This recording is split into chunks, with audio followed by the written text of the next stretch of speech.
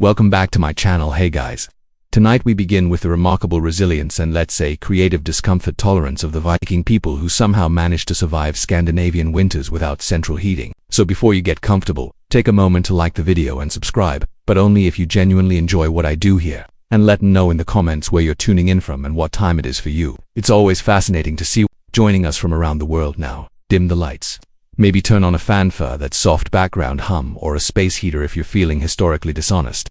And let's ease into tonight's journey together. When the temperature outside dropped to absolutely not, the Vikings didn't panic. They simply retreated into their longhouses, large, low, and only slightly low breathable than a modern sauna built in a cowb. These longhouses were the Vikings' of winter bunkers. Constructed primarily from timber if you lived near trees or turf, and stone if you didn't. They were built low to the ground to conserve heat, and wide enough to accommodate multiple families and in some cases a few strategically placed goes, because nothing says comfort like sleeping next to something that chews cud and farts steam. The key to surviving cold was collective warmth. Think of a longhouse as one big communal thermal battery.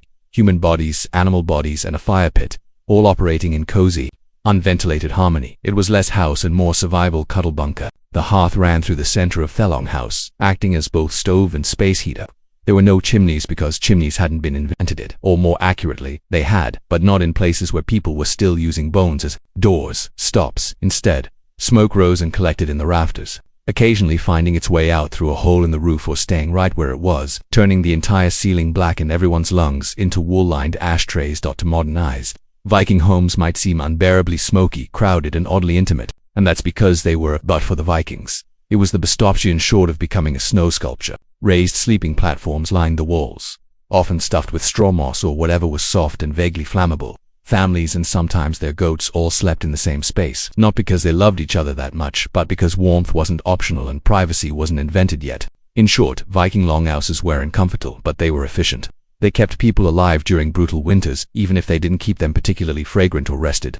Viking fashion was less about runway style and more about not freezing to death before breakfast.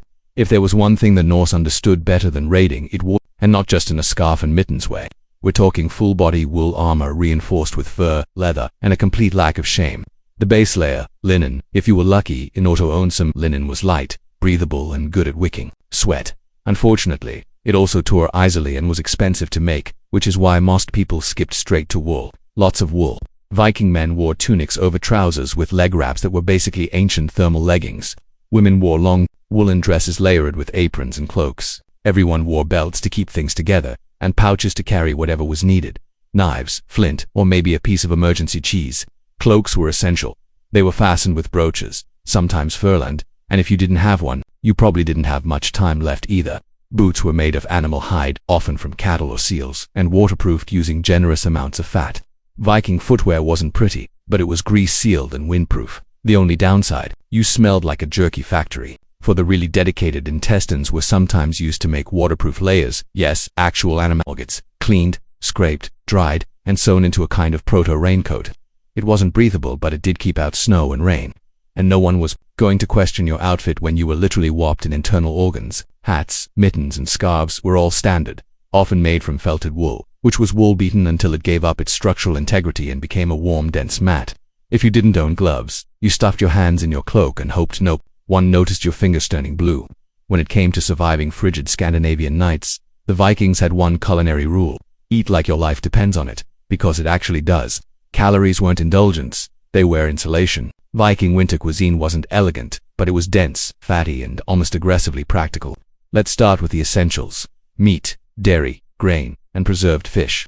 Lots and lots of preserved fish. They smoked it, salted it, dried it, fermented it, then apologized to no one. Lutefisk, for example, is whitefish soaked in lye until it's equal parts food and air. Not delicious, but impressively immune to spoilage. For heartier meals, stews were the go-to. Vikings threw whatever they had into a pot over the hearth. Cuts of meat, root vegetables, oats, even sour milk. The longer it cooked, the better. The result wasn't glamorous, but it stuck to your ribs and possibly to the bowl. Dairy was a year-round staple, but especially critical in winter. Cheese and butter were matted during the warmer months and stored for cold season rationing, and not the nice creamy brie sort. Think hard, salty, wheel-shaped pucks of milk, solid survival, perfect for chewing, trading, or hurling at wolves. They also made sky, which was sort of a yogurt, sort of a cheese, and definitely a Viking version of you'll eat it and you'll be grateful. high in protein and incredibly sour. It was the culinary equivalent of a slap to the face, invigorating but confusing. Grains were stored in bulk. Barley and rye formed the basis for flatbreads and bridge. Viking bread was dense, dark, and sometimes baked with crushed tree bark to stretch the flour further. Again, not tasty, but if your blood sugar stayed above freezing, it was doing its job. And finally, alcohol. Ale and mead weren't just for feasts. They were caloric, mildly antiseptic, and deeply comforting when your toes had gone numb. Mead especially made you forget that you lived in a smoke-filled shed with livestock and 6 relatives. And if it tasted terrible, even better, no one would steal your leftovers. When winter hit hard, and in Scandinavia it always did, Vikings turned to their most reliable source of heat, other mammals. Bringing animals indoors wasn't considered odd. It was considered. Chickens, pigs, sheep, goats, and even cattle were invited inside Viking longhouses, not for companionship, but for body warmth. Think of it as medieval central heating powered by mooing. The livestock were usually housed in a section of the longhouse called the byre, essentially Thegridge meat's stable portion of the structure. A low dividing wall kept animals and humans semi-PA-rated. And by semi-separated we mean close enough to smell, but not close enough to pet without consequences. On brutally cold nights, boundaries blurred. A family might huddle closer to the byre. Children might nap beside a sheep. If the ox was warm and willing, congratulations, that was your pillow now. Not cozy, but undeniably effective. The logic wasn't all animals generate heat. A cow can put out as much warmth as a small campfire and doesn't require kindling. In extreme conditions, that warmth could mean the difference between waking up frostbit and waking up only slightly annoyed by the snoring pig. Of course, the side effects were less charming. You had to deal with the noise, the smell, and the occasional hoof in the wrong place. And yet, Vikings didn't complain. They understood a universal truth. Warmth now, dignity later. It wasn't just about heat either. Keeping animals close protected them from theft, predators, and freezing to death outside. Livestock were a family's wealth, food supply, and heating system all in one shaggy hay eating package. In many cases, longhouses were designed with this in mind. Builders intentionally channeled warmth from the byre toward the living quarters. It was architecture by survival instinct. Simple, effective, and unapologetic. Frontal Vikings didn't just survive the cold. They endured it with a disturbing amount of cheer. When the fire burned low, the goats got cranky, and the smoke turned your longhouse into a barbecue pit. You still had one last defense against the cold. Each other huddling wasn't just warmth, it was community engineering. Families slept side by side on raised platforms layered in wool, and whatever scraps of hide weren't being used to patch the roof. Privacy was a myth, comfort was a rumor, but warmth, that was shared. Children settled between adults. The elderly were treated like heated relics. Dogs and cats weren't pets, they were thermal devices with whiskers. Everyone packed in, breathing each other's smoky cabbage-scented air and pretending they couldn't hear Uncle Bjorn snoring like a wounded dilk. But this wasn't just physical survival. Winter isolation could rot your mind faster than your toes. That's where Viking humor came in. Rough, blunt, and strangely effective. They told sagas and sang songs, often about warriors freezing to death heroically, which somehow made everyone feel better. They roasted each other with sharp wit and zero filter. Nothing beat back seasonal depression quite like mocking your cousin for falling in the latrine last week. Feasting was another essential morale booster. During midwinter, food that had been since fall was brought out in generous portions, not just to celebrate but to remind everyone, hey, we're still alive and look, we have turnips. Vikings also held games and competitions sometimes including riddles, board games like a kind of protocast with more betrayal or wrestling matches that occasionally knocked over the livestock. The goal wasn't just entertainment, it was distraction from the cold, the dark, and the very real possibility that spring might never come. But most of all, they survived winter because I expected it to be hard. There was no complaining, no sense of entitlement to comfort. Misery was the default setting. Anything better was a bonus. Insulation as we know it today involves fiberglass, foam, or other high-tech materials with catchy brand names and warning labels. The Vikings had no such luxury. Their insulation plan was simple. Shove as much nature into your walls as possible, and hope it holds. A Viking longhouse wasn't a drafty shack by accident. It was by design, sort of. These homes were engineered for heat retention, using whatever materials were available. Timber if you lived near forests, turf and stone if you didn't. The walls were thick, sometimes up to a meter, and the idea was to trap heat by any means necessary. Between the logs or stones, they packed moss, straw, mud, or animal hair. Anything fibrous, dense, and vaguely warm-smelling got stuffed into the cracks. It wasn't glamorous, and you probably didn't want to lean against the walls barefoot, but it worked. Roofs were often thatched, even better, layered with sod, aka literal grass and dirt. This wasn't some eco-hipster design trend. Turf roofs were excellent for insulation, decent at shedding water, and under the right conditions. occasionally grew weeds or mushrooms. Indoor gardening, maybe accidental salad bar, possibly. The floor was usually just packed earth, sometimes layered with straw or rushes that were swapped out periodically. And by periodically, we mean whenever the stench could no longer be rationalized as rustic. Windows were rare and small, if they existed at all. Light came from fire or strategically placed smoke holes. Why no big windows? Because glass was expensive, drafts were deadly, and Vikings didn't care much about natural light when it was pitch black outside for 3 months anyway. And yet, this slapdash collection of timber, turf, and biological fluff was surprisingly effective. It turned a longhouse into a slow cooker of communal body heat and goat breath, perfectly capable of withstanding the Scandinavian winter. It wasn't a spa, it wasn't breathable. It probably didn't pass any modern building codes, but it kept Viking families alive, warmish, and just smoky enough to preserve their food and confuse insects. When the fire burned low and the wind howled outside like an angry frost demon, Vikings relied on a time-tested method to survive the night. Sleep like your life depends on it, because it does. Viking sleeping arrangements were less private bedroom and more thermal mass strategy. All families, cemetamacing, including distant relatives and whichever livestock weren't feeling well, slept on raised wooden platforms lining the longhouse walls. These beds were topped with straw, moss, or hay, and layered in fur, wool, and there were no sheets, no duvets, no embroidered pillowcases. If it was soft and didn't bite, it went on the bed. Everyone slept in their clothes. Changing into pajamas in sub-zero temperatures was a good way to become a Viking popsicle. So layers stayed on, boots were sometimes even worn to bed. If that sounds ridiculous, remember frostbite doesn't care about your dignity. Infants were bundled up and held close. Children were often placed between parents or older siblings, not for emotional bonding, but for pure logistical insulation.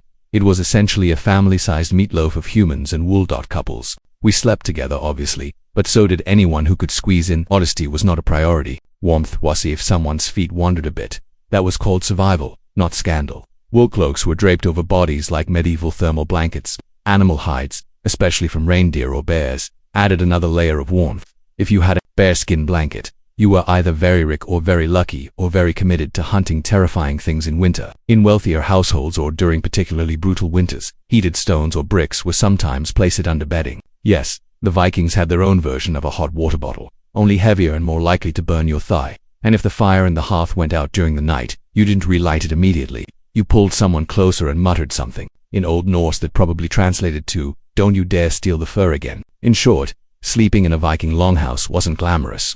It was smoky, cramped, and had a 100% chance of snaring, but it worked. In theory, smoke was supposed to drift up and escape through the thatched roof or a vent near the top of the structure. In practice, it clung to the rafters like an unwanted guest and slowly filtered down into everyone's lungs. You didn't breathe fresh air in a Viking house. You breathed experienced air. By the end of a winter evening, your chest felt like it had smoked a pork shoulder, and so did the pork shoulder. Oddly now, this wasn't all bad.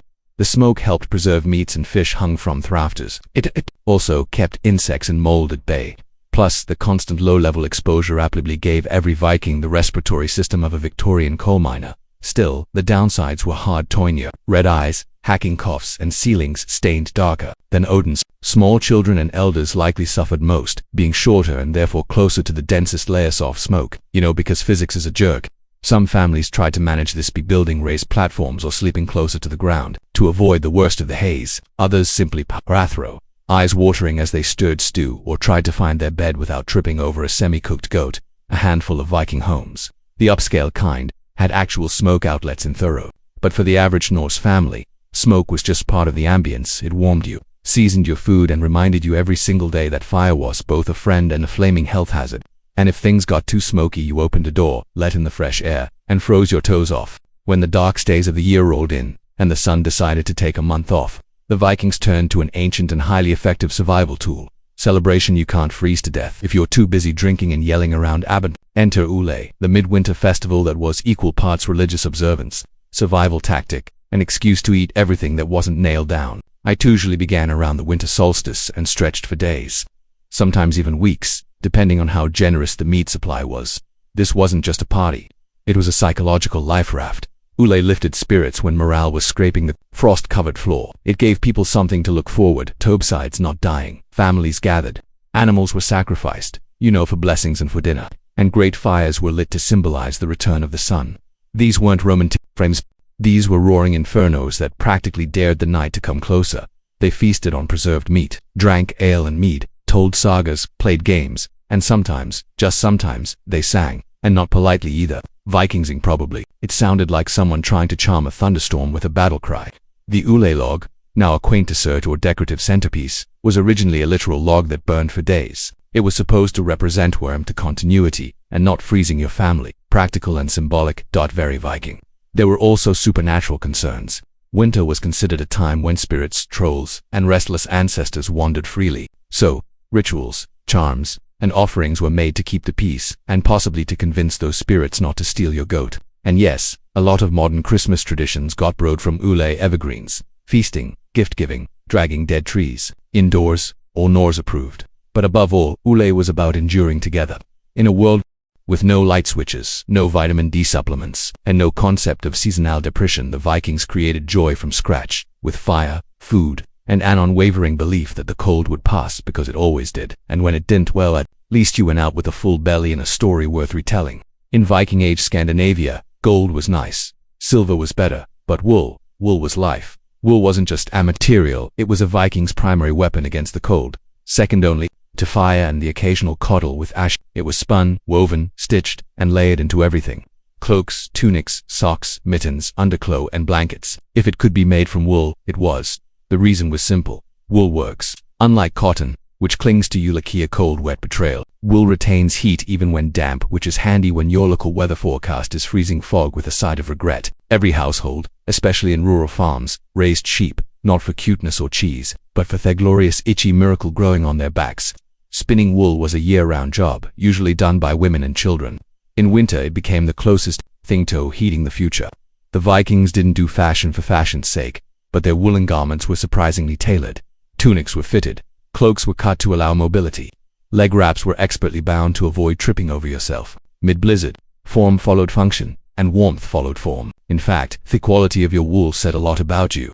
Coarse wool meant you were poor or practical. Soft, tightly woven wool, that was luxury, the Viking equivalent of a cashmere hoodie. Wealthy Vikings could afford dyed wool, sometimes even imported. Colors like blue or red. Everyone else wore 37 shades of sheep. And don't forget felt wool that had been soaked, stomped, and abused until it fused into a windproof mat. Vikings used felt for hats, boots, mittens, and occasionally to insulate walls. It was like making fabric from ridge and foot sweat. But it worked. Wool garments were patched, repaired, and passed down. Nothing was wasted. Even wool scraps were rewoven into socks or a good cloak could last generations, assuming it didn't catch fire, blow away, or get buried with ooh as part of your going-away outfit.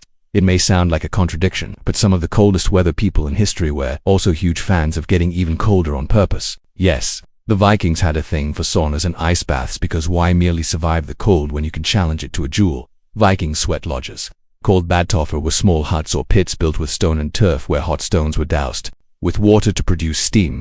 You'd sit inside half naked and sweating like a berserker at a summer feast while the outside world froze solid. It was a hot, humid, smoky break from the ice-crusted reality beyond the door. Then, and here's the real fun, some Vikings would run straight outside and plunge into ice water or roll in snow voluntarily for health reasons, or more realistically because they were trying to prove to themselves, the gods, and anyone watching, they feared absolutely nothing, not even hypothermia. These hot, cold rituals weren't just about showing off, they were practical. Sweating helped cleanse the body, or at least made you feel like you were doing something about the fact you hadn't bathed properly in weeks. The extra meter shifts also boosted circulation, cleared sinuses, and made you temporarily forget you lived in a world without insulation or painkillers. They also had a social function. Saun were communal, meaning families or groups sweated and froze together, sometimes as part of rituals, sometimes just to bond while slowly steaming their regrets. And of course, steam rooms doubled as birthing rooms, healing spaces, and makeshift hospitals. If something needed fixing, heating, or flushing out, the Viking answer was almost always, let's cook it first, then freeze it for good measure. Their traditions were so effective they stuck around. In fact, modern Nordic countries still embrace sauna culture, though these days they tend to leave the goats out of it. Surviving the cold was one thing, surviving the boredom, that was its own kind of warfare, with long dark nights, frozen ground, and months of not being able to raid, sail, or plant anything. Vikings had to get creative about passing the time indoors without losing their minds or murdering their relatives.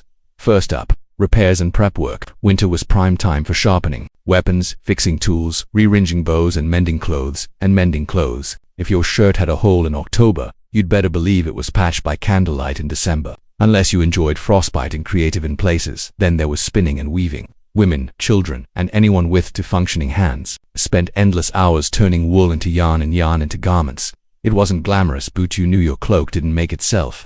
Every stitch was another layer between you and death. By windchill crafting also came into play. Wood carving, bone, tools, antler combs. Winter was when practical turned artistic. The longhouse might look bleak from the outside, but inside it was a hive of quiet productivity and occasional swearing when someone dropped a needle. Storytelling was the big one. The Vikings didn't have Netflix, but they did have sagas, epic, oral tales of gods, heroes, monsters, and other family members who made poor life choices. These stories were passed down by firelit, each retelling slightly exaggerated for dramatic effect. Thor didn't just kill the giant, he punched the moon afterward. Probably. Games helped, too. Vikings played board games like Henneful, a strategy, the game that makes chess look like tic-tac-toe, and dice games that combined luck, bluffing, and possibly a little gambling. Some families also played riddles or staged mock duels when things got really dull.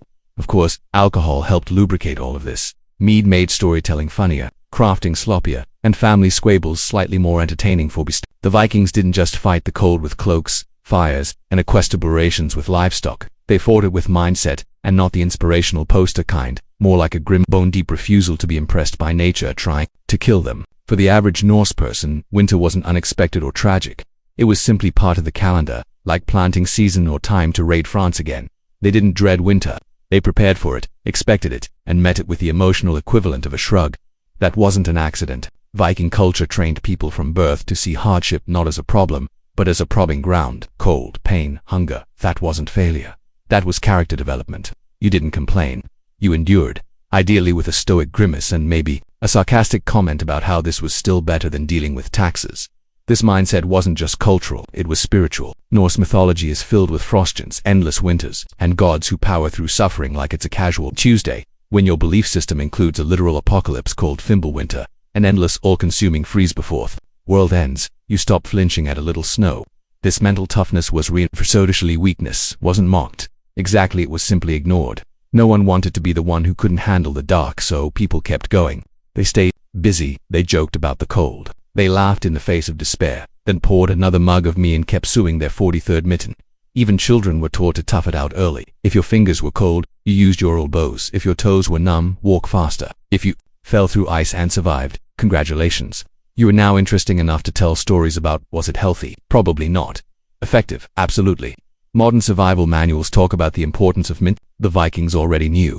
They didn't see winter as an enemy to be defeated. They saw it as a test, one they had already passed 100 times before, and that's how they survived the coldest nights with fire, fur, and a psychological middle finger raised to the wind. If there's one thing the Vikings understood better than most, it was this. No one survives winter alone. You can have the warmest cloak, the fittest goat, and the sturdiest longhouse, but without community you're just a cold person with great accessories. Viking society was built on interdependence. Families didn't live in isolation, they clustered in farms, villages, or settlements, often made up of extended kin and close allies. When winter hit, this network became your literal lifeline. Food was shared, firewood was pulled. If your roof collapsed, someone helped you fix it. If your child got sick, someone offered herbs, prayers, or at the very least, a sympathetic grunt. This wasn't generosity for generosity's sake, it was survival math. The more people you kept alive through winter, the more hands you had come spring for farming, sailing, fighting, or just holding back the cows during calving season. Helping others helped yourself, even if that meant sharing your last smoked fish with a cousin you didn't particularly like. During midwinter feasts like Ule, this band was reinforced with food, storytelling, and low-grade drunken philosophy. These weren't just parties. They were social glue, keeping morale intact and reminding everyone they weren't facing the darkness alone. Evan resource storage reflected this mindset. Communal granaries, meat cellars, and smokers weren't uncommon. If one family's supplies ran out, others pitched in. Not because it was polite, but because winter was long, and one weak link in the chain could drag down the entire group. Justice and leadership played a role, too. Local chieftains or Gadi priests and legal leaders were responsible for maintaining order, but also making sure no one froze in a ditch. Their reputation depended on their ability to manage both law and logistics. A respected leader was one who could settle a dispute and organize firewood collection. There was also, of course, peer pressure. If you tried to hoard food or skip your chores, your neighbors would notice. And in Viking society, getting judged by the entire village was just slightly worse than death. At the end of it all, the snow, the darkness, the livestock snoring in your bed, one truth remained. The Vikings didn't just survive winter, they turned it into a proving ground. Every layer of wool, every puff of smoke, every grim joke around the hearth was part of a cultural blueprint designed for one purpose: endurance. Winter wasn't an obstacle, it was an opponent. And the Vikings, they trained year-round for the match. They adapted constantly. If the longhouse was too drafty, they patched it with moss. If stew was thin, they made it thicker with turnip. If the nights dragged on for weeks, they filled them with stories, games, rituals, and the occasional impromptu wrestling match between cousins. No central heating. Fine, they built fire pits. No waterproof gear, they invented it out of sheep and stubbornness. No antidepressants, they had sagas, me, and the kind of dark humor that makes seasonal depression afraid to show up. And while other civilizations slowed down in winter, the Vikings used it to get stronger. Weapons were repaired, children were trained, new ideas were shaped around the fire. When the ice thawed, these people didn't stumble blinking into the sun. They came out ready to plant crops, build ships, make alliances, or sail across oceans to places warmer, richer, or simply worth looting. Winter didn't weaken them. It hardened them, made them leaner, meaner, and more inventive. Their success didn't come from magic or divine insulation. It came from a relentless, often smoky commitment to survival by any means necessary, whether that meant sleeping under a goat, steaming in a hut, or eating yogurt that doubled as industrial sealant. They did it, and they did it together. Abraham Lincoln was born on February 12, 1809, in a one-room log cabin on the edge of the Kentucky wilderness, a place where survival was never guaranteed and education was an afterthought. His father, Thomas Lincoln, was a hard-working but uneducated farmer and carpenter. His mother, Nancy Hanks Lincoln, was quiet, gentle, and literate, a rarity on that frontier. Together, they lived in near poverty, scratching out a life from thin soil and thick woods. The cabin itself had no windows, no floor, and certainly no bookshelves. Abraham's world for much of his early life was one of candlelight, silence, and endless labor. He would grow up chopping wood, carrying water, and wearing clothes that were more patch than fabric. There was no formal schooling in those early years. In fact, Lincoln would later estimate he had less than a single year of proper education in his entire life. But he had something more powerful: a restless mind and an aching hunger to learn. When Nancy Hanks died in 1818, possibly from milk sickness, Abraham was only 9 years old. Her death left a void in the boy's life that would never truly close. She had been his emotional anchor, the one who saw something different in him. After her burial, which was done by hand in the forest behind their farm, young Abe would a wooden marker himself. That it was rough, crude, and soaked with tears, but it said everything. Harry remembered her. A few months later, Thomas remarried a widow named Sarah Bush Johnston. Unlike the stereotypical wicked stepmother, Sarah brought warmth, books, and structure. She recognized Lincoln's intelligence and encouraged his curiosity. Between chores, he devoured everything could get his hands on. Aesop's fables, Robinson Crusoe, the Bible. Ive couldn't get a book. He'd write his own thoughts with charcoal on wooden shingles. This boy, barefoot and bone-thin, with a face too serious for his age, was already forging something within himself. The world hadn't given him much. No money, no connections, no ease, but he had a fire inside that couldn't be smothered. And in that tiny cabin in the Kentucky woods, Abraham Lincoln began the long, improbable climb toward greatness. As Lincoln grew into his teenage years, life on the frontier didn't soften. If anything, it hardened. His family moved again, this time to the dense, swampy forests of Indiana. Every day was a battle against the elements, clearing trees, plowing thick clay soil, and surviving brutal winters with little more than a hearth fire and hope. But while his body was molded by the exceed of the land, his mind remained somewhere else, entirely.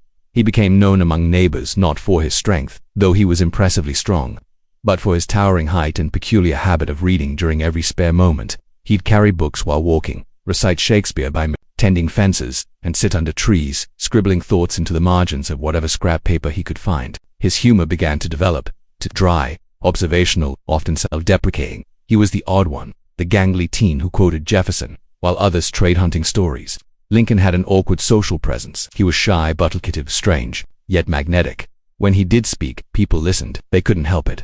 His words were clear, powerful, sometimes funny, but always some straight at something true. His moral compass, even then, pointed due north. He hated cruelty, he hated slavery, and he hated the way ignorance was used to justify both. Despite his lack of formal education, Lincoln began to develop a passion for law. The idea that words, not fists, could win battles intrigued him. He taught himself how to write clearly and argue logically. He read every book of law he could find. At night, others might be drinking or gambling.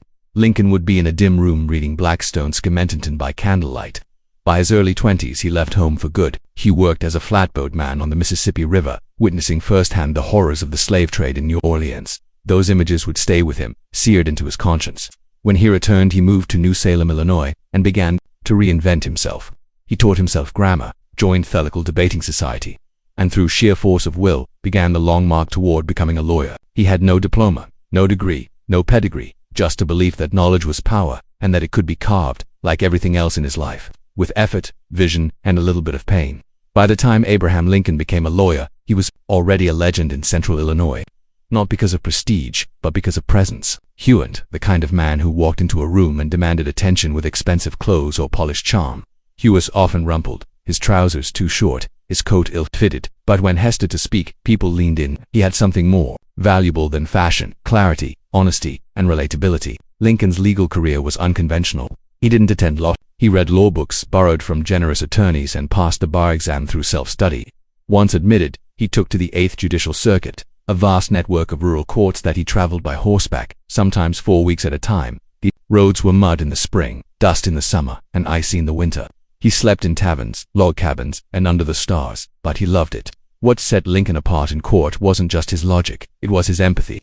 Heckled connect with jurors in a way polished lawyers never could. He'd speak plainly, paint vivid stories, and treat even the smallest farmer or poorest widow with respect. One farmer said, "He makes you feel like he's one of us, not above us," and that was the truth. Lincoln never forgot where he came from, and he never pretended to be anything he wasn't. But he wasn't soft. In court, when a case mattered, when he believed in it, he was relentless. His speeches could be slow, even awkward, but they built momentum. He'd lay facts like bricks, one after another, until the opposing side crumbled under their own contradictions. His cross-examinations were gentle traps.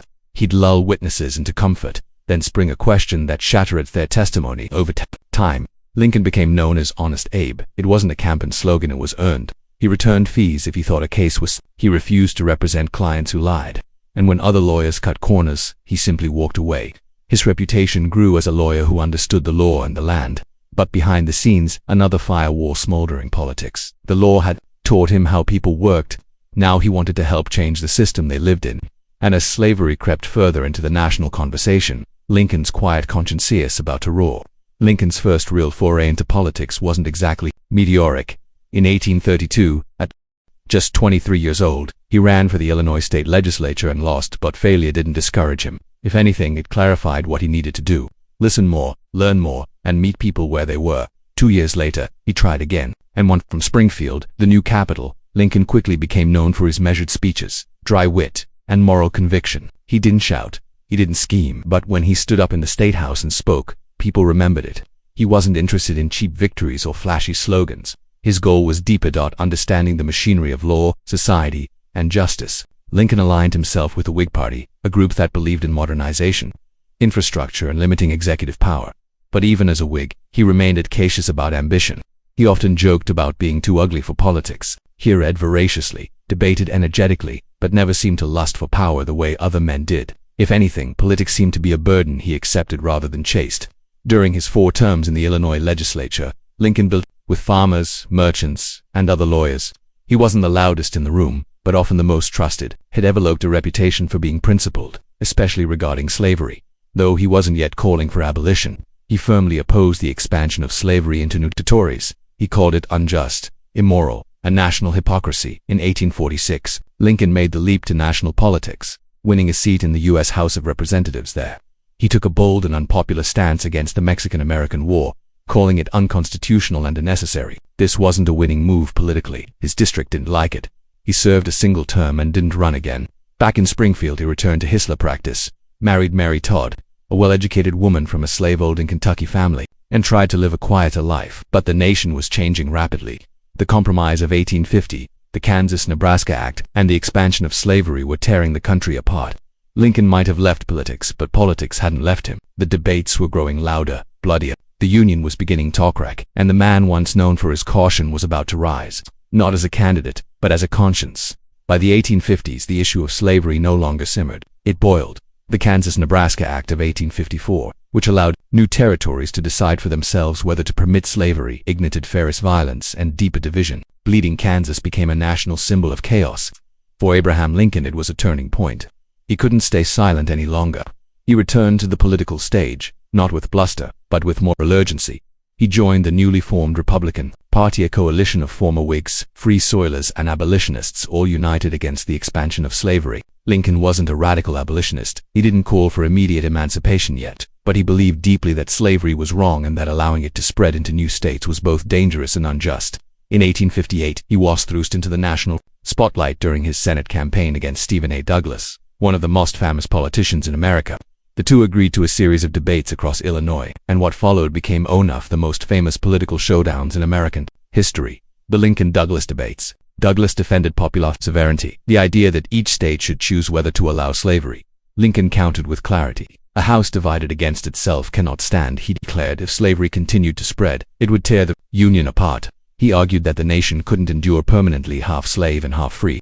He didn't win that Senate race, but he won something greater: national attention. Newspapers reprinted his words across the country. People who had never heard of Lincoln before now whispered about the lanky lawyer from Illinois with the deep-set eyes and deeper convictions. Though he lost, he'd proven himself. He stood toe-to-toe with one of the great orators of the time and never flinched. He challenged the nation's comfort, not for personal gain, but because his conscience demanded it. Privately, Lincoln wrestled with the enormity of the issue. He once wrote that, if slavery isn't wrong, then nothing is wrong. But he also knew that acting too quickly could shatter the fragile Union. Still, the die was cast. The national mood was shifting, and Lincoln was rising with it, not as a politician with easy answers, but as a voice of moral clarity in a time of fog. By 1860, America stood on the edge of a knife. Sectional tensions had reached a breaking point. Slavery wasn't just a moral debate anymore. It was a political firestorm. Southern states threatened secession, and the Republican Party was scrambling to find a leader who could unite the North without sparking immediate war. That unlikely figure turned out to be Abraham Lincoln. At the Republican National Convention in Chicago, he was not the front-runner. In fact, most expected the nomination to go to Senator William Seward of New York, a polished statesman with decades of political experience. But Lincoln had something the others didn't: a clean reputation, a moderate tone, and powerful momentum. From his debates with Douglas, his team campaigned hard behind the scenes, emphasizing his frontier roots and personal honesty. Lincoln was portrayed as the self-made man, the rail-splitter who rose from nothing. His humble beginnings weren't a liability. They were a symbol of American potential. By the third ballot, he secured the nomination, and the political world blinked in surprise. The general election was bitter and fractured. The Democratic Party split into 12, with northern and southern factions backing different candidates. Lincoln's name didn't even appear on most southern ballots, but in the North and West, he carried immense support. On November 6, 1860, he was elected the 16th President of the United States with just 40% of the popular vote, but a decisive electoral majority. He didn't celebrate. In fact, the mood was grim. Within weeks, South Carolina voted to secede to 6. More southern states followed before Lincoln even took office. The country was unraveling faster than anyone expected. As he prepared to travel from Springfield to Washington, D.C. for his inauguration, Lincoln received death threats daily. Some warned he wouldn't serve the journey. Security was so tight that he had to sneak into the Capitol by train under the cover of night, disguised and unannounced. This was not the triumphant arrival of a conqueror. It was the reluctant entrance of a president-elect whose election had cracked the Union. When Lincoln finally took the oath, AFAs, on March 4, 1861, he faced a country divided, angry, and armed. And yet, in his address, he reached not for vengeance, but for peace. "We are not enemies but friends," he said. "We must not be enemies," but the winds of war were already howling at the door. Barely a month after Abraham Lincoln took office, the first shots were fired at Fort Sumter in South Carolina. The Civil War had begun. What followed was the bloodiest conflict in American history, a brutal test not just of military might, but of Lincoln's character, leadership, and resolve. Lincoln, that had no military background, he had briefly served as a captain in the Black Hawk War, but had never seen combat. Now he was commander-in-chief of a nation at war with itself. He spent long nights in the War Department reading telegrams, studying maps, and learning strategy. On the fly, he read books on warfare, questioned his generals, and obsessed over troop movements. He wasn't a warrior by nature, but he became one by necessity. His early presidency was marked by frustration. General after general disappointed him. George Mellon in particular had the loyalty of the troops but the caution of a man afraid to fight. Lincoln, exasperated by delays and excuses, once asked, "If General Mellon does not want to use the army, I would like to borrow it for a while." But Lincoln's real genius wasn't just in battlefield decisions. It was in vision. He understood that this war wasn't just about states' rights or secession. It was about the very soul of the nation. Could a country built on liberty survive half enslaved? At first, Lincoln moved cautiously on slavery, fearing that aggressive abolition would push border states into the Confederacy. But as the war dragged on and casualties mounted, his thinking evolved. The moral suit and the military one became inseparable. Slavery, he concluded, was the engine of Confederate economy and morale. If it wasn't destroyed, the rebellion would never die. On January 1, 1863, he issued the Emancipation Proclamation, declaring all slaves in Confederate-held territories free. It didn't free everyone overnight, but it changed everything. The war was no longer just a fight to preserve the Union, it was a fight for human freedom, internationally. It closed the door on British or French support for the Confederacy. Domestically, it gave black men the moral and legal justification to join the Union Army, which thousands did, fighting for a country that had long denied them citizenship. Lincoln had transformed from the log cabin lawyer into a wartime president, wielding not only authority, but moral thunder. As the war dragged into its fourth year, Lincoln bore its burden alone at Thotop, thinner, grayer, and visibly aged. Every day brought fresh casualty lists. Towns became graveyards. He received letters from grieving mothers and wives, each demanding to know why their sons and husbands had died. And though he never fought on a battlefield, Lincoln carried the war in his eyes and on his shoulders. His cabinet was a mix of political rivals, men who once ran against him and didn't always respect him, but Lincoln managed them like a maestro, balancing ambition with purpose. He didn't rule by fear or force. He ruled with patience, stories, and clarity. Even his critics began to admit the man had steel beneath these. And then came Gettysburg. The battle in July 1863 was a turning point. Over 50,000 men were killed, wounded, or missing in 3 days of war. Months later, Lincoln traveled to Pennsylvania to deliver a short speech at the new cemetery. It wasn't meant to be headline-making, just a few words of reflection. But in just 272 words, he rewrote the purpose of the war, that this nation under God shall have a new birth of freedom, and that government of the people, by the people, for the people shall not perish from thirst.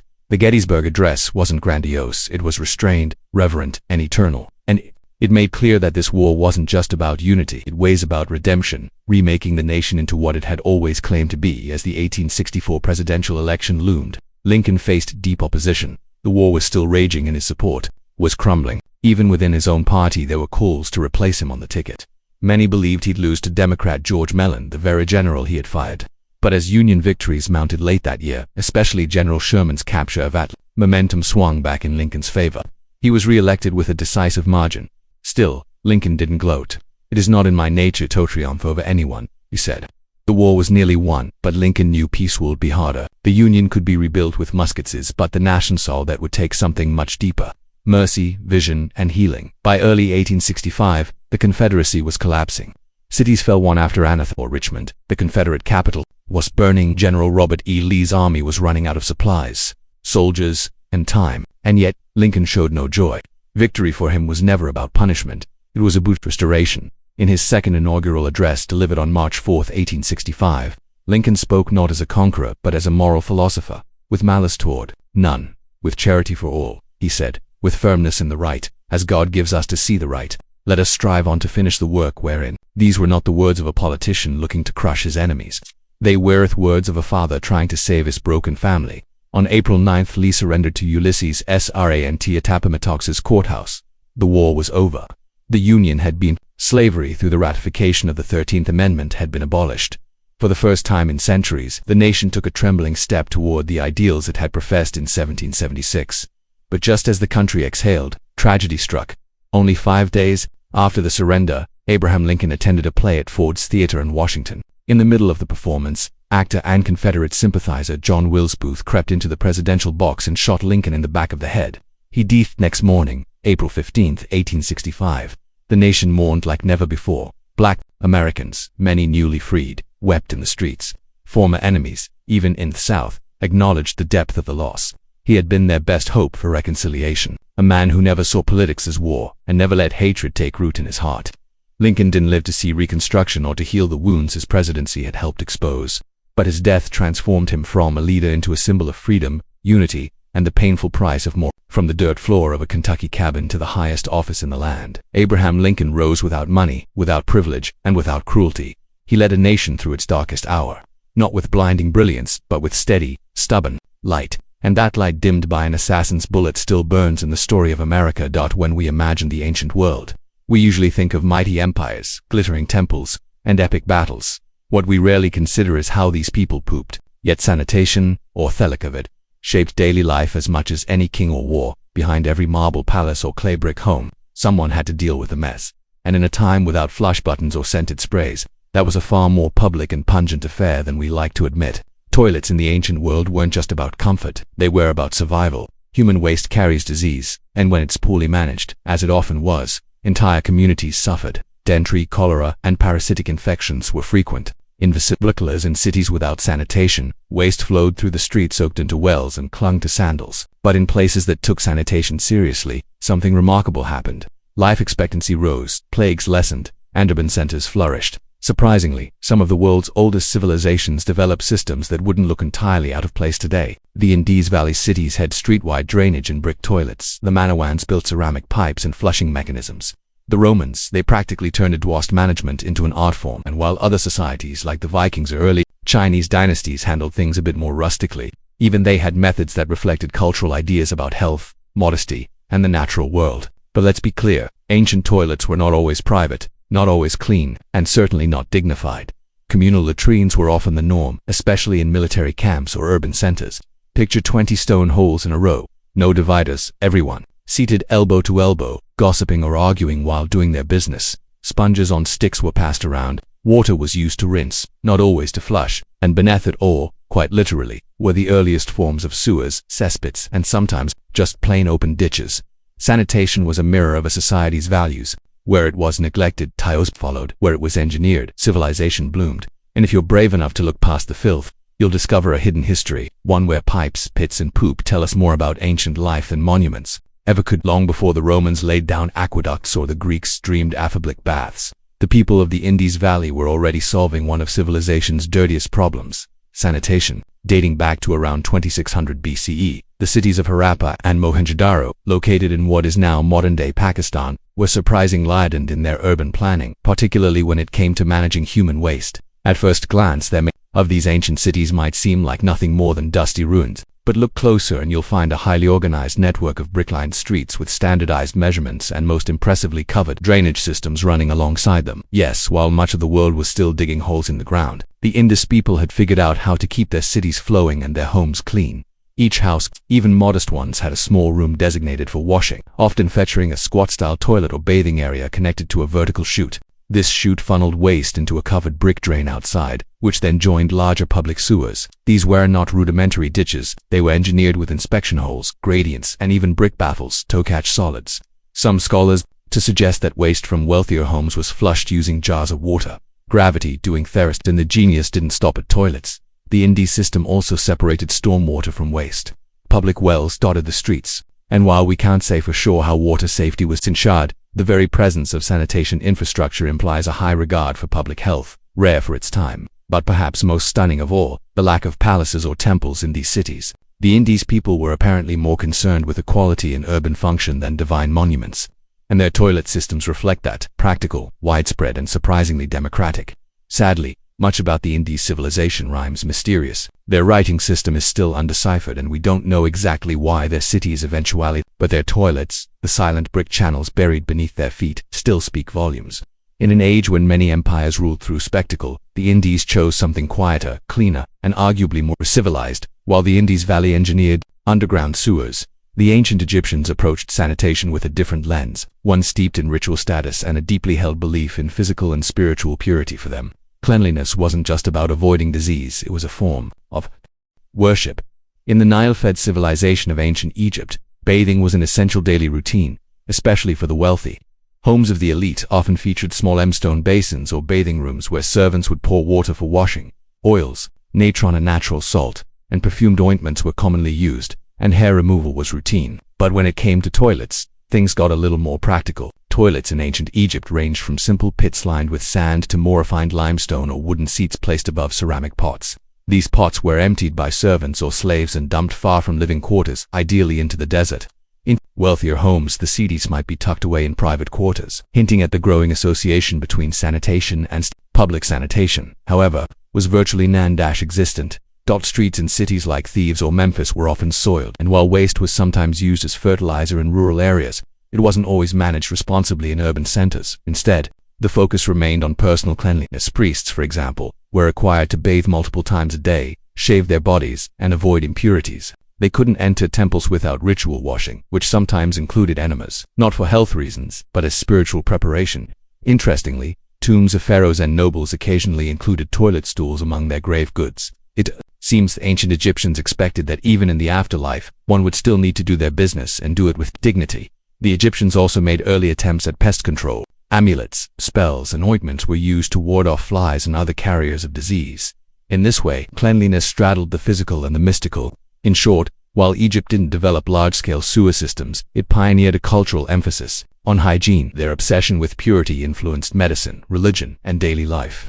And though their toilets may have been simple, their ideas about cleanliness were anything but. While most of Bronze Europe was squatting over pits, the Minoans of Crete were flushing. Yes, flushing. Over 3,500 years ago, the Minoan civilization, which flourished from roughly 200 to 400 BCE, developed one of the most sophisticated plumbing systems in the ancient world. Their capital at Knossos wasn't just home to labyrinth myths and fresco. It also had multi-story buildings with running water and working toilets. The man once understood something that many civilizations wouldn't figure out. For centuries, gravity and water. Their palaces had terracotta pipes laid beneath the floors and inside walls, channeling rainwater and spring water into fountains, baths, and perhaps most notably, latrines.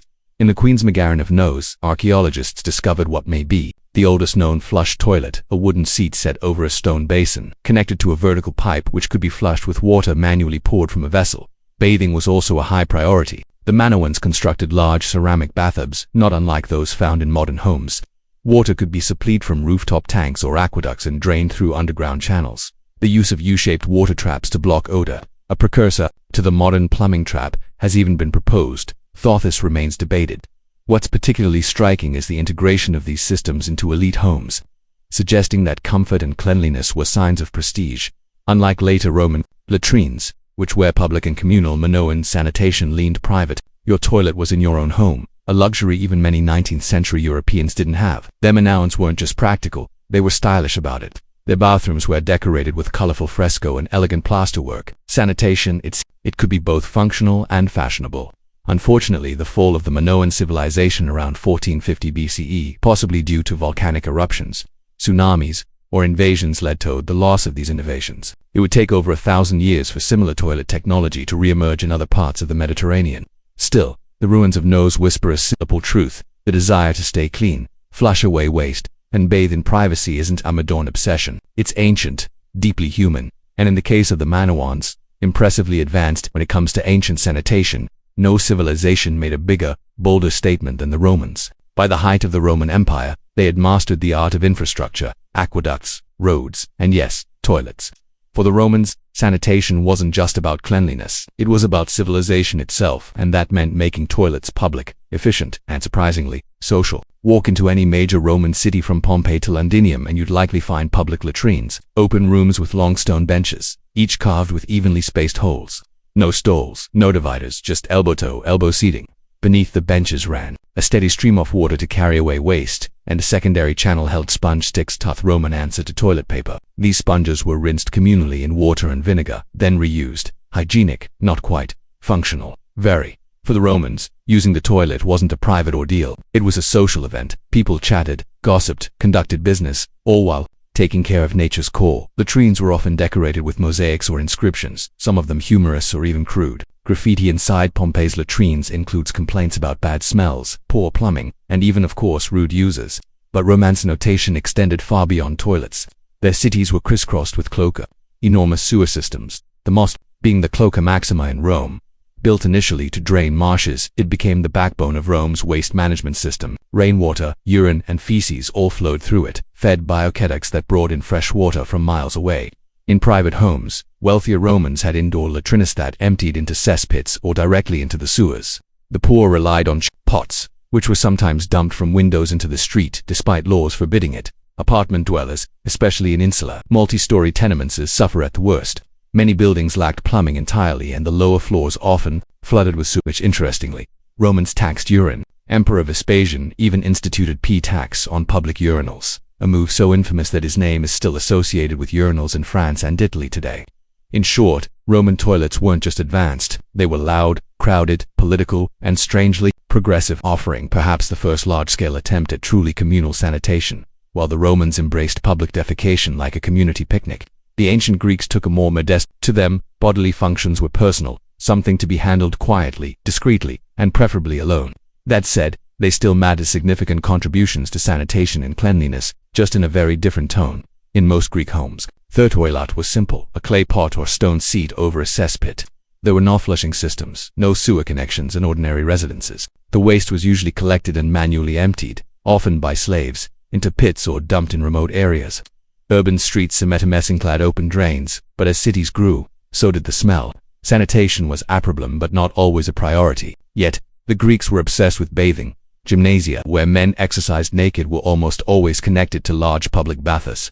These weren't just for scrubbing off sweat. They were central social institutions, places to network, debate philosophy, and prepare for civic life. Unlike Roman baths, which were extravagant and filled with marble, Greek baths were simpler, often circular tubs, cold water basins, or shallow pools. Water management was crucial to this culture of bathing. The Greeks built aqueducts, systems, and terracotta pipe systems to supply fresh water to cities like Athens. In fact, the Athenian agora had one of the earliest known examples of a public latrine, complete with stone seats and a drainage system, but these remained rare. The public toilet was never truly normalized in Greek society as it was in Rome. What the Greeks lacked in plumbing, they made up for in theory. Hippocrates, the so-called father of medicine, was among the first to link sanitation to health. He suggested that dirty water and filth could spread disease, a radical idea at the time. His recommendations for clean air, fresh water, and dry housing would later influence Roman city planning. The irony is stark. The civilization that gave us democracy and drama still preferred to handle its dirtiest business in private. Sanitation for the Greeks was not about infrastructure. It was about individual discipline and philosophical hygiene, clean body, clean mind. And while their latrines may have been crude, their obsession with purity, physical and moral, helped lay the foundation for modern public health thinking. In ancient China, cleanliness was both a personal duty and a reflection of cosmic balance. Sanitation, while not as infrastructure heavy as in Rome or the Indus Valley, was still deeply woven into daily life through customs, philosophies, and a surprisingly wide range of toilet tools. Most ancient Chinese homes did not have toilets in the modern sense. Instead, chamber pots were the norm. These portable ceramic or bronze containers came in all shapes and sizes, from utilitarian to ornate, depending on known's status. After use, servants or family members would empty the pots into larger households, seize pits, or take them outside the city walls. Some rural families used human waste known as night soil as fertilizer, a practice that continued for centuries. Public toilets did exist, especially in larger cities like Chang'an or Luoyang. These communal facilities were often basic pits or troughs with wooden platforms to sit or squat on. Interestingly, some of these toilets had privacy screens, a courtesy not often found in ancient Rome. Waste from these locations was usually collected and reused in agriculture, which, while efficient, also carried risks of contamination and disease. Toilet paper, or something very close to it, may have originated in China. As early as the 2nd century BCE, people were using soft papers, often discarded writings, for hygiene. By the 6th century CE, scholars recorded the use of paper specifically for cleaning after defecation. The elite preferred silk scraps or bamboo spatulas washed between uses. Yes, you read that correctly. Polished bamboo sticks were among the earliest reusable wiping tools. Sanitation wasn't just physical. It was spiritual, influenced by Confucian ideals of order and respect and Taoist beliefs in harmony and purity. Hygiene was linked to self-discipline and balance. Excrement, though natural, was seen as a pollutant, something to be swiftly removed and never discussed in polite company. Imperial households took this to the extreme, with specially appointed eunuchs managing waste disposal in completes. Despite the lack of underground sewers, ancient China maintained fairly clean urban centers thanks to meticulous human labor, cultural taboos, and a well-organized system of waste collection. It wasn't glamorous, but it worked. Through chamber pots, composting, and paper wipes, the Chinese found their own path to sanitation, one that was humble, efficient, and deeply rooted in tradition. When it comes to ancient sanitation, the Vikings might not be the first group that comes to mind. Known more for their raids than their routines, Norse hygiene was actually more sophisticated and surprising lattice in a pool than stereotypes suggest. Beneath the horned helmet myths lies a culture that, while rough around the edges, took personal cleanliness and waste management more seriously than that of medieval Europe. In Viking settlements, especially in places like Jorvik, modern-day York, England, and Hidby in modern Germany, archaeologists have uncovered latrine pits lined with timber or stone, basic functional toilets used by both individuals and households. These pits were often dug a short distance from homes and were sometimes covered by wooden structures to provide privacy and shelter from the harsh northern climate. The waste from these latrines, a combination of human excrement, food scraps, and animal remains, tells us more than just what Vikings ate. It shows that they had a method of centralized waste disposal. In some cases, these pits were periodically cleaned out and reused. In others, new pits were simply dug when the old ones filled. Some evidence even suggests early composting practices, as waste would naturally decompose and return to thus oil over time. Inside homes, chamber pots and buckets were commonest. Long frozen winters when stepping outside wasn't exactly ideal. These were usually emptied into latrine pits or dung heaps near the outskirts of a settlement. While not glamorous, it was practical and far more sanitary than throwing waste into the street. A practice common in some medieval cities, but hygiene wasn't just functional, it was cultural. Vikings bathed regularly, often once a week, usually on logdagger washing day. The origin of the English word sat. Combs, ear cleaners and tweezers made from bone or antler are common finds in Norse archaeological sites. Personal grooming mattered not just for appearance but for social status and marriage prospects. While Viking sanitation lacked the engineering feats of Rome or the ritual purity of Egypt, it was rooted in pragmatism. They didn't build sewers or invent toilet paper, but they managed it via waste, kept clean, and adapted to a harsh environment with earthy, non-incense solutions. In the land of ice and iron, even the business of doing your business was handled with the blunt efficiency of a people who didn't have a time for fuss. Across civilizations and centuries, one truth remains constant: no society could thrive without figuring out what to do with its waste. From the hidden sewers of the Indus Valley to the communal latrines of Rome and the chamber pots of ancient China, humanity's relationship with sanitation's always walked a fine line between necessity and neglect. What's striking is how different prioritized hygiene. Some, like the Romans and Minoans, invested heavily in infrastructure. They built aqueducts, flush systems, and sewage networks that in some cases rivaled the functionality of 19th century cities. Others, like the Greeks and Chinese, placed cleanliness in the realm of personal virtue, linking it to health, ethics, and harmony with nature. Still others, like the Vikings, took a ruggedly practical approach. Dig a pit, wash when you can, and don't let filth fester near your food. Despite their differences, these societies were all working toward the same goal: separating people from their waste. The reasons varied: to prevent disease, to honor the gods, to preserve public order. But the outcome shaped how cities grew, how laws were made, and how people viewed their bodies. Ironically, much of this ancient wisdom was lost during the Middle Ages in Europe. After the fall of Rome, sophisticated sanitation systems crumbled, public toilets disappeared, sewers clogged, disease surged. It would take centuries and multiple plagues for band planners to revisit ideas the ancients had already mastered. And yet, traces of ancient sanitation still remain today. The word latrine comes from the Latin latrina. The modern flush toilet owes a distant debt to Minoan gravity systems. Even our use of paper in the bathroom was foreshadowed by the Chinese over 1,000 years ago. What feels modern is, in many cases, just rediscovered. Sanitation, often overlooked in historical narratives, is a quiet backbone of civilization.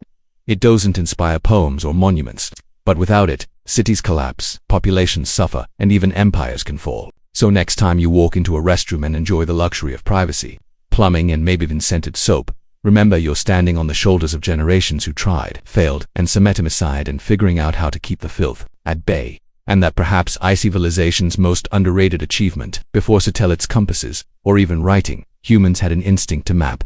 Not just to record where things were, but to make sense of their place in a vast and often terrifying world. A map wasn't just a picture of terrain. It was a story, a belief system, a survival manual. It told people where the rivers flowed, where the sun rose, where the spirits dwelled, and where danger waited just beyond the known. Some of the earliest maps weren't drawn on parchment or paper. They were etched into stone, scratched onto bone, or woven into oral memory. Prehistoric carvings from the Upper Paleolithic period over 14,000 years ago show animals, riverbanks, and clusters of effects. Were they maps in the modern sense? Not quite, but they captured space in relation to movement and meaning. A fundamental status early societies merged and trade routes expanded. Maps became essential tools of power. They guided merchants through mountains and deserts. They helped kings draw borders and tax their subjects. They even tried to explain the cosmos, mixing astronomy with theology. To map the stars was to etch the divine. To draw a city was to impose order on chaos. But mapping wasn't always about accuracy. In fact, ancient maps were often wildly distorted by today. What mattered was meaning, not measurement. The center of the world was always home, whether that was Babylon, Jerusalem, or the island of Dos. Lands grew or shrank, depending on their importance. Unknown regions were filled with fantastical beasts or labeled simply, "Here be dragons." Some cultures didn't even use flat maps at all. Polynesian navigators, for instance, crafted stick charts that recorded ocean currents and island swells, not for the eye, but for the hands and the mind. These weren't meant to be read like modern maps, but felt and memorized through ritual training. The instinct to map, to visualize space, time, and position is deeply human. Whether carved in clay, painted on walls, or sung in chants, Maps helped ancient people connect with their environment, their gods, and each other. And while their methods varied wildly, their goal was always the same: to find their place in a mysterious and shifting world. In the cradle of civilization, amid the temples and ziggurats of ancient Mesopotamia, the Babylonians began carving the first known maps into clay. These weren't just practical tools for land ownership or city planning. They were cosmic documents, attempts to impose order on a chaotic world by capturing it in cuneiform lines and symbols. One of the most famous examples is the Imago Mundi, a clay tablet dated to the 6th century BCE, now housed in the British Museum. It's often cited as the oldest known world map. At just 6 and across, it's a tiny window into the Babylonian universe. At its center sits Babylon itself, shown as a rectangle surrounded by a circular landmass representing the known world. The Euphrates River cuts through the middle, and various cities, mountains, and regions are labeled in uniform. Beyond the world is a bitter river, likely the ocean. And then mysterious triangular islands, each with mythological descriptions. These weren't real places. They were symbolic zones of chaos and danger, theater limits of what could be known. To the Babylonians, mapping wasn't just geographic, it was spiritual. The heavens were mapped just as carefully as the earth. Babylonian astronomers tracked planetary movements, lunar cycles, and eclipses with stunning precision, all inscribed onto clay tablets with reed styluses. These celestial records weren't only scientific, they were used to predict omens and divine the future. The map of the sky was a guide to fate. On a more local scale, land surveys were common and practical. Clay tablets from as early as 2300 BCE record detailed plots of farmland with notes on boundaries, irrigation canals, and ownership. These were the tools of bureaucrats, tax collectors, and priests.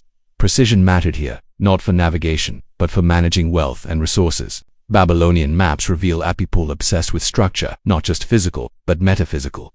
They mapped the world as they understood it, with themselves at the center, surrounded by rivers, enemies, gods, and mysteries. These maps weren't just records, they were expressions of belief, power, and a desire to make the unknowable a little more knowable. While the Babylonians mapped the world with mythic rings and cosmic rivers, the ancient Egyptians turned their attention to something far more grounded: the land itself. In the floodplains of the Nile, mapping wasn't abstract. It was about control, survival, and the sacred geometry of a kingdom that stretched from desert cliffs to delta marshes. The Egyptians did produce world maps in the Babylonian sense. Instead, their cartography was deeply practical.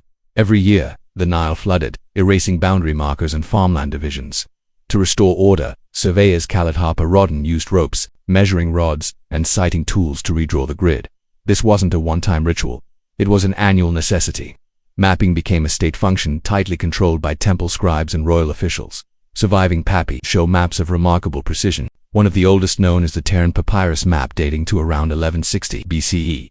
It's not decorative or mythological, it's a mining map, a literal layout of wadis, hills, and gold-bearing regions in the eastern desert. Streams, roads, quarry sites, and annotations in hieratic script marked distances and mineral types. This was a working map for officials and labor crews, not something hung on a palace wall. But Egyptian maps weren't entirely devoid of symbolism. Temples were often built in alignment with celestial events, and cities were laid out with cosmological door in mind. The map wasn't just a tool, it was a manifestation of Mayot, the Egyptian concept of balance and harmony. Land division and urban planning followed sacred principles. Even pyramids and tombs were oriented with mathematical and astronomical precision. In religious texts, we also find conceptual maps of the underworld, such as those in the Book of the Dead or the AMD. These spiritual maps depicted the journey of the soul through 12 hours of night guarded by serpents, gods, and gates. They weren't navigational, but they were graphic in spirit, guiding the deceased through the terrain of eternity. Egyptian craft then was a blend of bureaucracy and belief.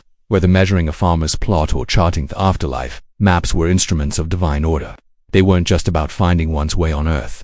They were about ensuring alignment with the gods. The Greeks didn't invent maps, but they revolutionized how maps were thought about. For the first time in recorded history, space wasn't just described, it was measured, calculated, and reasoned. Geography transformed from a practical necessity into an intellectual pursuit, one that would lay the groundwork for modern craft. Enter Anaximander, a philosopher from Etus, who in the 6th century BCE is credited with creating one of the first conceptual maps of the world.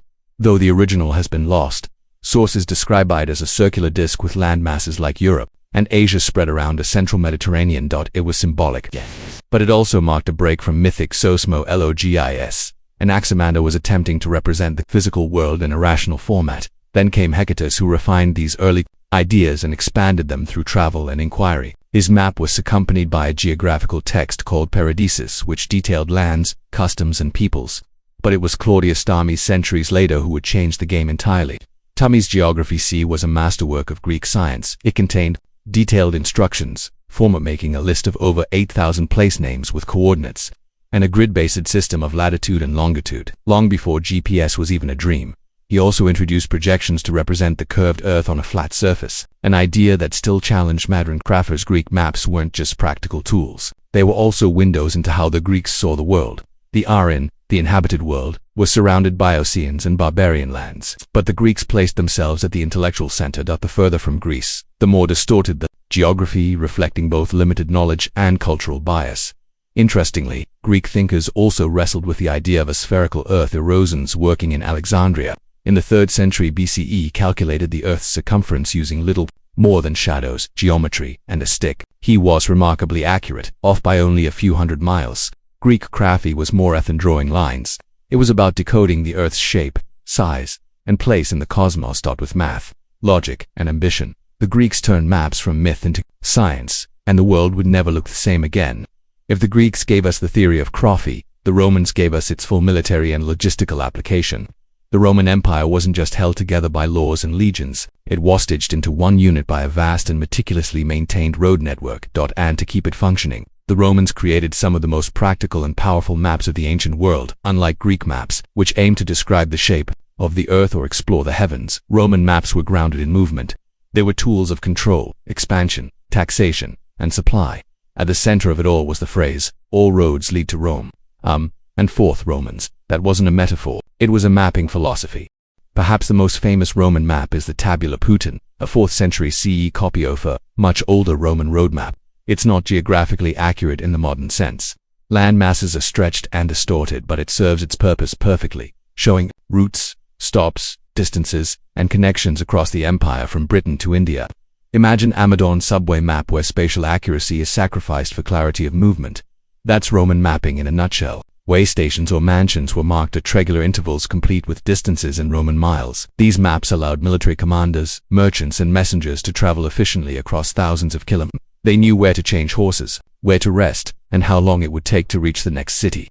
The empire became navigable not just in the field but on parchment. In addition to road maps, the Romans also commissioned cadastral maps, highly detailed records of land ownership and boundaries used for taxation and legal disputes. Some were carved in bronze and posted in public places so citizens could see exactly who owned what. Control of land was control of power, and the Romans understood that with brutal clarity. Interestingly, the Romans showed less interest in mapping the whole earth or the heavens. Their focus was always on what could be conquered, traveled, or taxed. The map wasn't a cosmic vision, it was a spreadsheet with roads. And yet, by making the empire legible, Roman maps created something enduring, a sense of shared space, of belonging to something bigger than your town or tribe. It was Graphia's empire, functional, detailed, and ruthlessly efficient. While Roman maps emphasized roads and administration, ancient Chinese graphy pursued a harmony between territory, governance, and the cosmos. In China, maps were never just geographical tools. They were political documents, philosophical statements, and celestial. To map the land was to understand one's place under heaven and to rule it properly. Some of the earliest known maps in China date back to the 4th century BCE, discovered in tombs like the one at Mengdui. These silk maps show rivers, roads, and military positions, not drawn to scale, but incredibly detailed for their time. They weren't made for travelers. They were buried with the dead, perhaps to guide the spirit, or to demonstrate theodicized command of territory. By the Han Dynasty, 206 BCE, 220 CE, graphy had matured. Officials used maps to govern the empire's vast provinces, record taxation zones, and plan military campaigns. Surveying tools like the groma and sighting instruments helped measure land with surprising accuracy. Some hand maps even included coordinated grids centuries before they appeared in the West. One of the most influential Chinese geographers was P. Chu, active in the 3rd century CE. He established Shedrin's Lissel for scientific map-making, emphasizing scale, direction, and consistent measurement, ideas that would become foundational to later Chinese and Korean mapping traditions. His work was so respected that he was dubbed the father of Chinese cartography. But Chinese maps weren't only concerned with Earth. Cosmological charts were deeply important. The Chinese sky was mapped in constellations grouped into celestial palaces and symbolic animals. The Azure Dragon of the East, the White Tiger of the West, and so on. These star maps guided everything from agriculture to imperial rituals. The emperor, as the son of heaven, was believed to rule in alignment with celestial order. if his maps and by extension his governance fell out of harmony, so did his right to rule. In China, the map was not merely a tool of bureaucracy. It was a bridge between heaven and earth, whether carved into stone, painted on silk or etched into bronze. A map represented more than land. It reflected the emperor's ability to impose clarity on the chaos of the world. Far from the massive empires of Eurasia, the Polynesians developed the most unique and abstract forms of mapping the world, one that didn't rely on paper, ink or scale, but on deep experience and intuitive memory. These were the stick charts of the Marshall Islands, and they represented a radically different way of understanding geography, not by land, but by sea. The Polynesians were master navigators. Thousands of years before European explorers crossed the Atlantic, they were sailing vast stretches of the Pacific, navigating by stars, swells, bird behavior, and cloud patterns. With no compasses or written language, their maps had to function differently, not as static images, but as memory aids and tactile guides for apprentice navigators. Stick charts were built from thinkoconate fronds or wooden strips lashed together with twine. The curves represented ocean swells which behaved predictably in open water. Small shells or knots marked islands. The arrangement of the sticks captured wave refraction and interference patterns. Knowledge thought allowed navigators to read the ocean surface like a road map. There were different types of charts. Rebel charts covered entire archipelagos, while Meadow focused on smaller regions or specific voyages. Then there were Matang, abstract teaching tools, used to explain wave behavior near islands. These weren't meant to be carried on voyages. Instead, they were studied, memorized, and internalized. A skilled navigator could cross hundreds of miles, using only their senses and what they'd learned from the stick chart. To the untrained eye, these maps looked like broken ladders or art installations. But to a Polynesian wayfinder, they represented deep ecological knowledge built not from conquest or geometry, but from a close and respectful relationship with nature. Polynesian cartography challenged Thuster notion that a map must be visual and literal. Their maps were physical, experiential, and often invisible during travel. It wasn't about recording space, it was about feeling it. In many ways, these charts blur the line between science and spirituality. They were passed down through oral tradition, guarded by navigation, schools and held sacred. And in an ocean that could swallow even the boldest sailor, they helped the Polynesians find their way, not just across water, but through memory, rhythm, and ancestral knowledge. As the ancient world gave way to the medieval era, maps began to shift from scientific observation to symbolist appreciation in many parts of the world, especially in Europe. Cartography became more about representing spiritual truths and less about physical accuracy. The result, maps filled with monsters, paradise, demons, and a worldview where the center of geography was often the center of belief. One of the most iconic medieval map types is the two map which dominated European thinking from the early Middle Ages to the Renaissance. These maps depicted the world as a circle, the O divided by a T into three parts, Asia on top, Europe to the lower left, and Africa to the lower right. Jerusalem often sat at the center, reinforcing the religious heart of the known world. East was usually at the top, not north, because that's where the Garden of Eden was believed to be. These maps weren't meant for navigation, they were theological tools, reinforcing a Christian cosmology where the world's geography aligned with biblical history. Lands were labeled with the names of Noah's sons, and the unknown regions beyond the edges were populated by monstrous races, people with dog heads, feet like umbrellas or faces in their chests. The further from Jerusalem, the stranger things got. But not all medieval maps were purely symbolic. Some, like the Tabula Rogeriana created by Arab geographer al-Idrisi in the 12th century, combined empirical observation with artistic flair, commissioned by a Norman king in Sicily. This massive silver map was based on interviews with travelers, traders, and sailors from across the Muslim and Christian worlds. It was far more detailed and practical than its European counterparts, and it placed south at the top, a common feature in Islamic geography. Meanwhile, Jewish, Indian, and Buddhist traditions also produced conceptual world maps, not focused on navigation but on metaphysical structure. Mount Mu, for instance, featured as the cosmic axis in many Indian and Tibetan maps, surrounded by symbolic continents in divine realms.